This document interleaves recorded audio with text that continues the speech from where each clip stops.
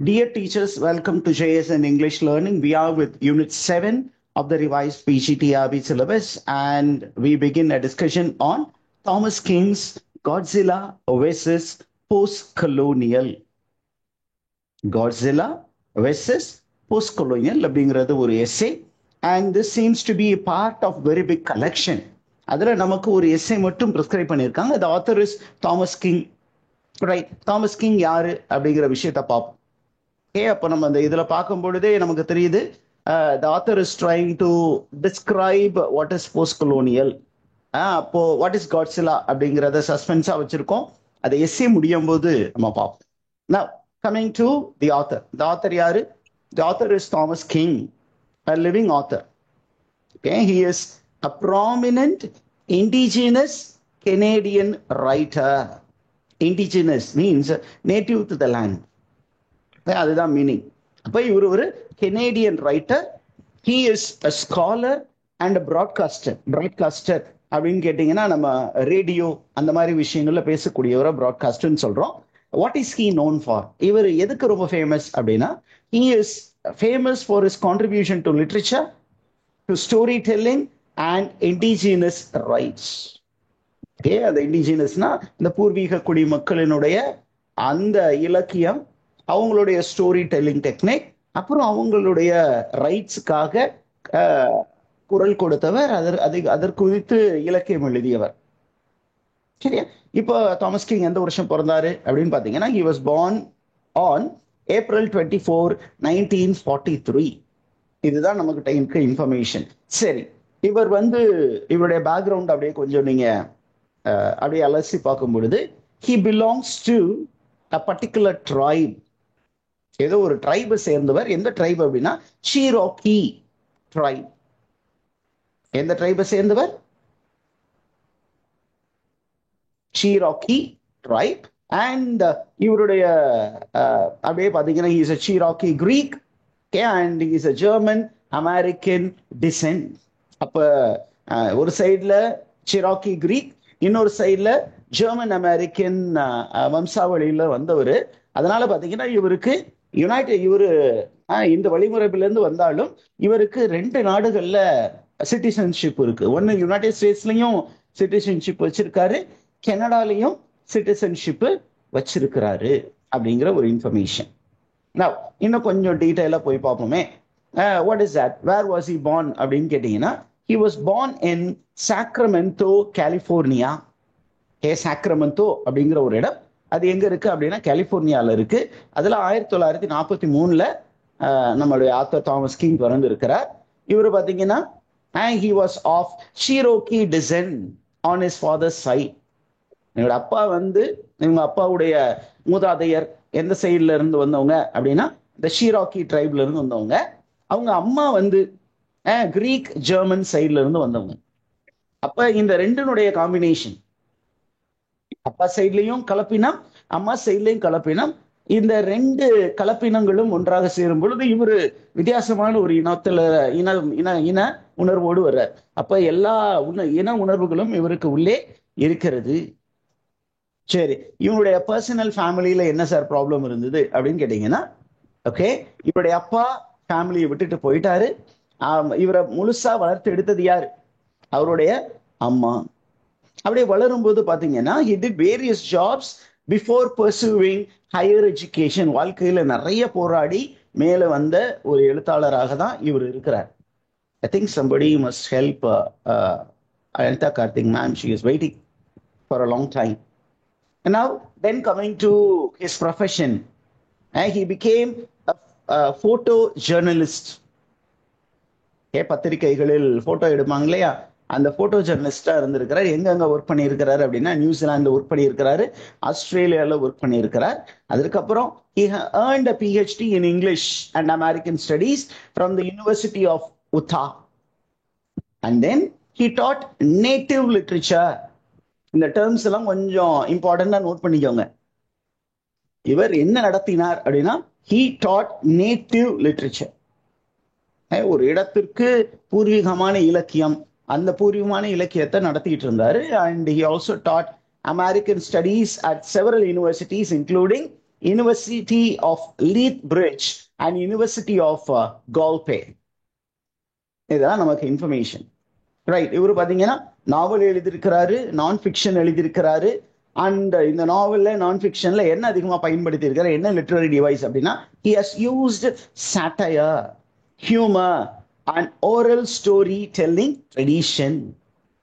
இவைகள் எல்லாம் அவர் யூஸ் பண்ணி என்னத்துக்கு யூஸ் பண்ணாரு அப்படின்னா, the most important thing is to explore the indigenous identity, to speak about colonialism, to speak about the cultural survival. நம்ம ஏற்கனவே இவர் வந்து ஒரு பிராட்காஸ்டர்னு சொன்னோம். அதுக்கு ஒரு எக்ஸாம்பிள் இருக்கு. என்ன அப்படின்னா, சிபிசி ரேடியோ அப்படிங்கிற அந்த ரேடியோல he has hosted a series titled the Dead Dog Cafe Comedy Hour, which is a satire to confront indigenous stereotype. இப்போ இண்டிஜினஸ் லிட்ரேச்சர் எடுத்தீங்கன்னா அதுல ஃபிக்ஸ்டு கேரக்டர் டைப்ஸ் இருக்கும். அதை சட்டைரைஸ் பண்ற மாதிரி ஒரு ரேடியோ சீரீஸ் போச்சு. அந்த ரேடியோ சீரீஸை இவர் ஹோஸ்ட் பண்ணினார் அப்படிங்கிற தகவல் நம்ம கிட்ட இருக்கு. Right. Now coming to the major works of Thomas King. இவர் எழுதின ஒர்க்ஸ் என்னென்ன அப்படின்னு பார்த்தீங்கன்னா, இவர் எழுதின நாவல்ஸ் என்ன அப்படின்னு பார்ப்போமே. இவர் எழுதின நாவல்ஸ் வந்து green cross and green cross running water 1993 publish பண்ணப்பட்டது. In this novel, what does he do அப்படின்னா, he blends native oral tradition with post modern narrative. அதாவது நேட்டிவ் ஓரல் ட்ரெடிஷன், அந்த நேட்டிவ்ல இருக்கக்கூடிய வாய்மொழியாக சொல்லக்கூடிய அந்த கதைகள் சொல்லக்கூடிய அந்த நேர்த்தியையும், போஸ்ட் மாடர்ன் நரேட்டிவ் அப்படின்னா, போஸ்ட் மாடர்னிசம் எதுக்கு ஃபேமஸ் அப்படின்னா, ஃப்ராக்மெண்டட் நரேட்டிவ். ஒரு கொஹிரண்டாவே இருக்காது, நான் கொஹிரண்ட், நான் லீனியர். அந்த நான் லீனியர் நரேட்டிவையும் அப்படி மிங்கிள் பண்ணி அழகா ஒரு ஸ்டோரி சொல்லி இருக்கிறார் அப்படிங்கிறது இருக்கு. அதுக்கப்புறம் ட்ரூத் அண்ட் பிரைட் வாட்டர் அப்படிங்கிற ஒரு நாவல் 1999 பப்ளிஷ் பண்ணியிருக்கிறார். The back of the turtle அப்படின்னு ஒரு நாவல். And this novel is very important. 2014 இந்த நாவல் பப்ளிஷ் பண்ணப்பட்டது. And it was winner of governor general's award for fiction.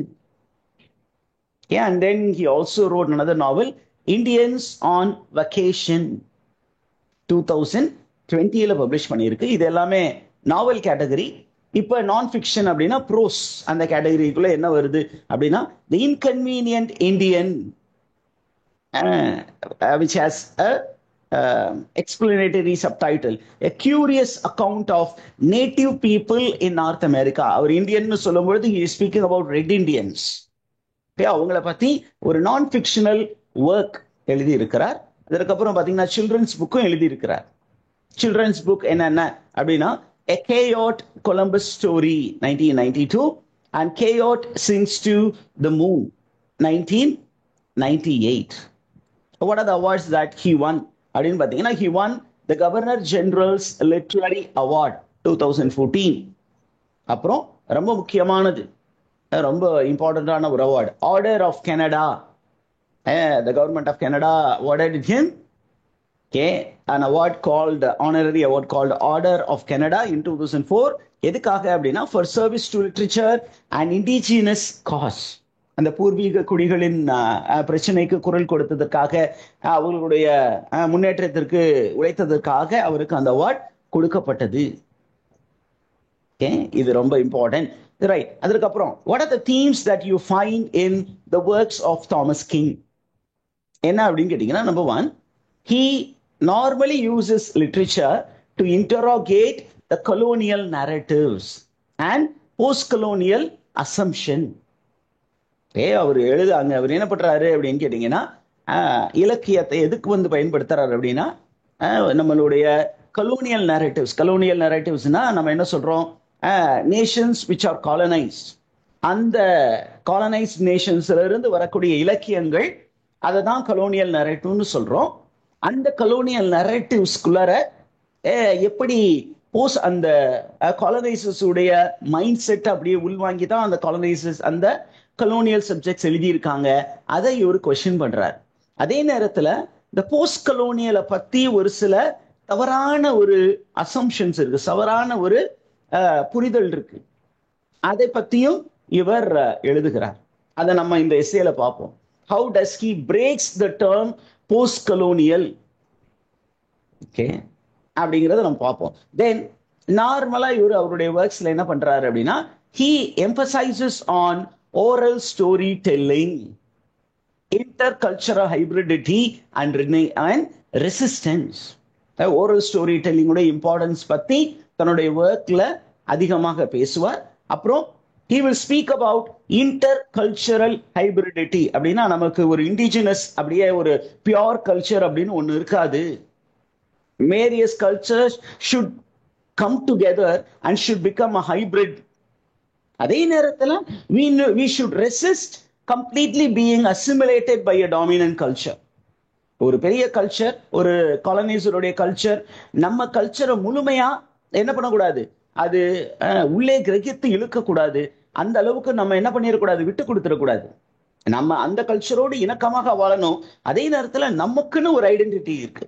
அந்த ஐடென்டிட்டியை நம்ம என்ன பண்ணணும், காத்து கொள்ள வேண்டும் என்பதை பற்றி ஆணித்தரமாக தன்னுடைய ரைட்டிங்ஸ்ல சொல்லி இருக்கிறார். Is information clear teachers?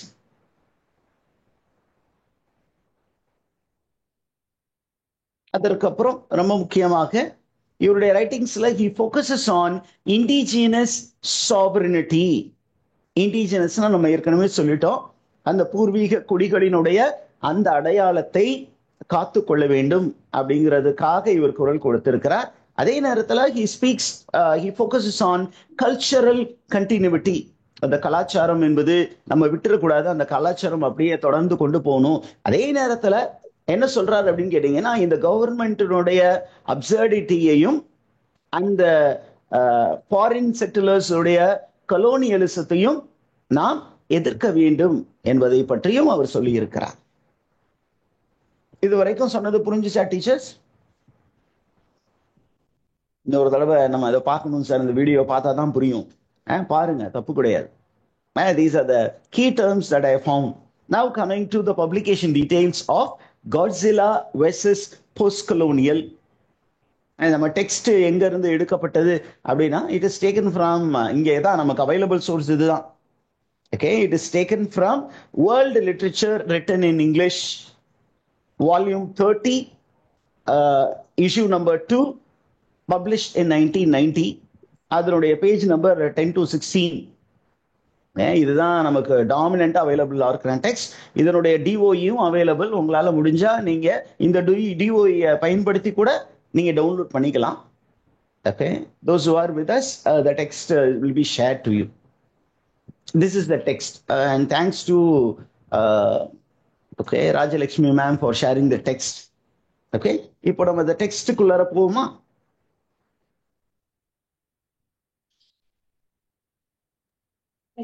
Shall we, teachers? இது வரைக்கும் ஏதாவது உங்களுக்கு டவுட் இருக்கா டீச்சர்ஸ்?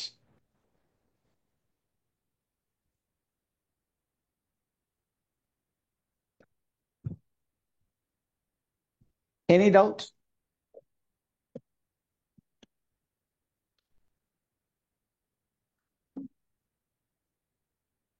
யாருக்காவது ஏதாவது டவுட் இருக்கா?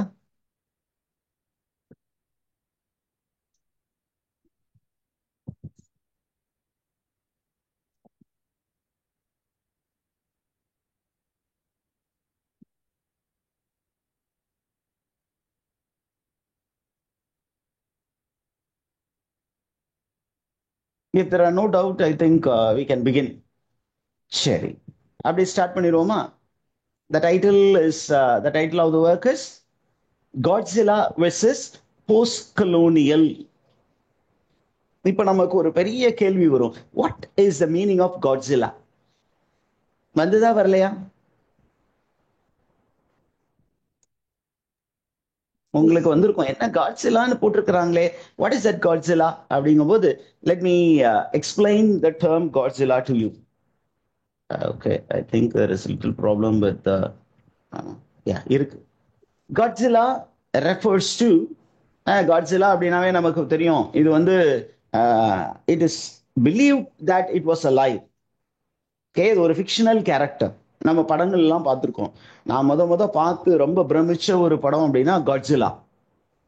அதுக்கப்புறம் அதுல ஒரு பெரிய சீரீஸே வந்துருச்சு அடுத்தடுத்தது. காட்ஸிலா வெர்சஸ் கிங் மான்ஸ்டர், இது மான்ஸ்டர் அப்படின்னு சொல்லிட்டு, அது பேர் என்ன, ஏப்.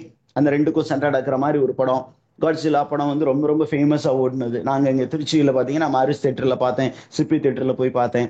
அந்த மாதிரி அவர் அதை பாத்தீங்கன்னா it is enormous in size. And Godzilla contains lot of power. This is a monstrous beast which is large, unstoppable, sometime destructive. சரி, இதை அப்படியே கொண்டு போய் நீங்க பாப்புலர் கல்ச்சருக்கு அப்படியே ஃபிட் பண்ணீங்கன்னா, Godzilla represents power, Godzilla represents resistance. And here it means, what does it mean அப்படின்னா, it symbolizes native storytelling, native tradition and cultural strength which is very powerful and uncontrollable by outside force. இன்னைக்கு இந்த post colonial வேர்ல்டுல ஒரு பெரிய பவரா இருக்கக்கூடியது எது அப்படின்னா native story telling. நமக்கு வந்து போஸ்ட் கொலோனியல் கொஞ்சம் பவர்ஃபுல்லானது தானே அப்படின்னா, ரெசிஸ்டன்ஸ் டு த காலனைசர்ஸ், அதுதானே நல்ல டேர்ம் அப்படிங்கும் போது அவர் சொல்றாரு, அதை விட பெஸ்டானது எது அப்படின்னா நேட்டிவ் ஸ்டோரி டெல்லிங் தான் அப்படிங்கிறது தான் நமக்கு சொல்ல போறாரு. இந்த கான்செப்ட் புரிஞ்சுதா teachers? So the author in the very title என்ன பண்றாரு அப்படின்னா, he tries to present a clash between native narrative power and the post-colonial restrictive and outside imposed label. அதாவது நேட்டிவ் பீப்புள்கிட்ட இருக்கக்கூடிய அந்த narrative power which poses a serious threat to the colonizers. அதே நேரத்துல இந்த post colonial அப்படின்னு சொன்னீங்கன்னா, இந்த post கொலோனியல்ல யாரெல்லாம் வருவாங்க அப்படின்னா அவுட் சைடர்ஸ் கூட வருவாங்க. இப்ப நம்ம இந்தியன் போஸ்ட் கொலோனியல் அப்படின்னு எடுத்துட்டீங்கன்னா யாரெல்லாம் வருவா அப்படின்னு கேட்டீங்கன்னா, இந்தியன்ஸ் அப்படின்னு சொன்னீங்கன்னாவே உங்களுக்கு நிறைய அதுல கன்ஃபியூசிங் பிரச்சனை வருது. யார் சார் இந்தியன்னா, இந்தியன்ஸ் இங்கேயே இருந்தவங்க அப்படிங்கிற ஒரு குரூப் வருவாங்க. இன்னொன்னு ஃபாரின் கண்ட்ரீஸ்ல இருந்து இங்க வந்து செட்டில் ஆகி அந்த கொலோனியலிசம் முடிஞ்சு இண்டிபெண்டன்ஸ் ஆனதுக்கு அப்புறம் கூட நாட்டை விட்டு போகாம இந்த இந்தியன் ஈத்தோஸ் அப்படியே காப்பாற்றக்கூடிய மக்களும் இந்தியன்ஸ் தான். ஓகே, இதே நேரத்துல இந்த நேட்டிவ் ஐடென்டிட்டியை அப்படியே தக்க வச்சுக்காம வெளிநாடுகள்ல போய் படிச்சுட்டு அந்த ஃபாரின் மைண்ட் செட்டோட இங்க வந்து இந்தியால வாழ்ந்து நானும் இந்தியன்னு சொல்லிட்டு அந்த ஃபாரின் ஐடியாலஜிய அப்படியே என்டார்ஸ் பண்ண மாதிரி இருக்கிறவங்களும் they are also Indians. அப்ப இந்த போஸ்ட் கொலோனியல் அப்படிங்கிறது கொஞ்சம் ப்ராப்ளமேட்டிக் டேர்ம். அந்த டேர்முக்கு பதிலா எது பெட்டரான டேர்ம் அப்படிங்கும் போது the author prefers to go with native story telling. அதனாலதான் என்ன பண்ண போறாருன்னா, he is going to clarify the problem with post-colonial, the term. Is idea clear, teachers?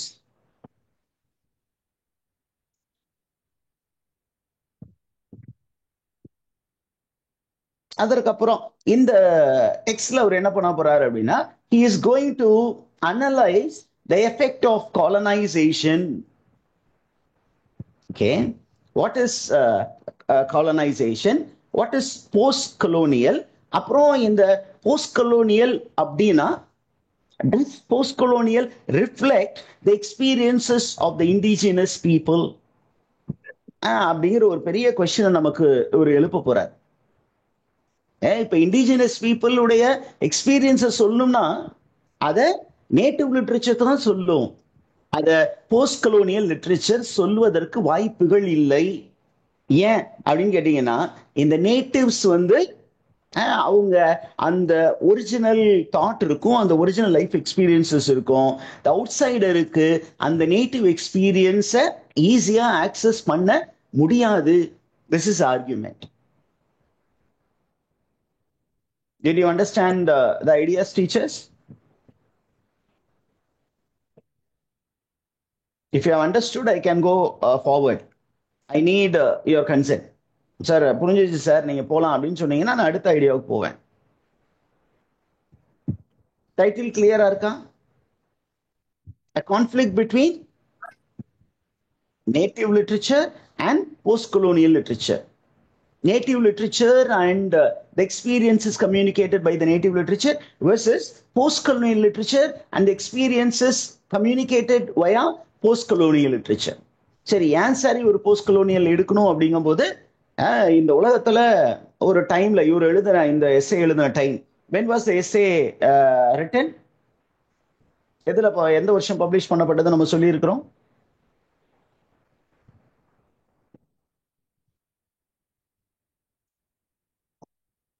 Yes, teachers, you can respond.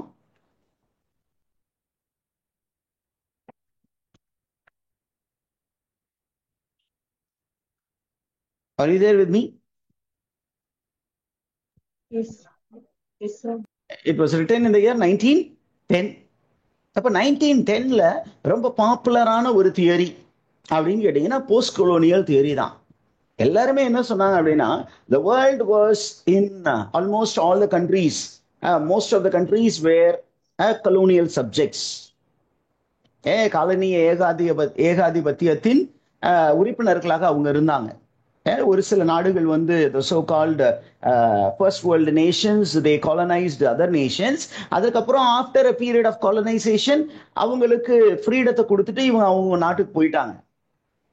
அப்போ அந்த ஒரு காலத்துல வந்து அடிமைகளாக இருந்த அந்த நாட்டிலிருந்து மக்கள் இலக்கியங்கள் எழுதினார்கள். அவங்க என்ன பண்ணாங்க அப்படின்னா, அடிமையாகிறதுக்கு முன்னாடி இலக்கியம் எழுதினாங்க, அடிமையாக இருந்த போது இலக்கியம் எழுதினாங்க, அப்புறம் விடுதலை ஆனதுக்கு அப்புறம் இலக்கியம் எழுதினாங்க. அப்ப அந்த ப்ரீவியஸ் ஃபேஸை விட்டுருங்களேன், ப்ரீ கலோனியல் ஃபேஸை விட்டுருங்க, அந்த கலோனியல் ஃபேஸ் அந்த போஸ்ட் கலோனியல் ஃபேஸ், இந்த ரெண்டுலையுமே பாத்தீங்கன்னா the people in the colonies என்ன பண்ணாங்கன்னா, they were writing literature which was a kind of resistance to the colonizers. அந்த கொலோனியல் டைம்ல காலனைசர்ஸ்க்கு எதிராக இலக்கியம் எழுதினார்கள். அவங்க போனதுக்கு அப்புறமும் அவங்களை திட்டி, அவங்களுடைய அடக்குமுறைகள் வேற வேற முறையில இருந்தது, அதை எதிர்த்து ஒரு ரெசிஸ்டன்ஸா வந்ததுதான் போஸ்ட் கொலோனியல் லிட்ரேச்சர். அப்ப எல்லாருமே போஸ்ட் கொலோனியல் தான் சூப்பர் அப்படின்னு சூப்பர் அப்னு கை தட்டின போது, நம்ம Thomas king as a critique of post colonialism says, I don't accept post colonialism as a very big theory. அதுல நிறைய லூப் ஹோல்ஸ் இருக்கு சார். அதனால நான் என்ன சூஸ் பண்றேன் அப்படின்னு கேட்டீங்கன்னா, ஒரு ரெசிஸ்டன்ஸ் அதை குறிக்கணும் அப்படின்னா, the best form to show resistance is celebrating native literature. அதுதான் title. Now we are getting into, okay, ரொம்ப நேரம் ஆயிடுச்சு நினைக்கிறேன். We will break it and we will restart.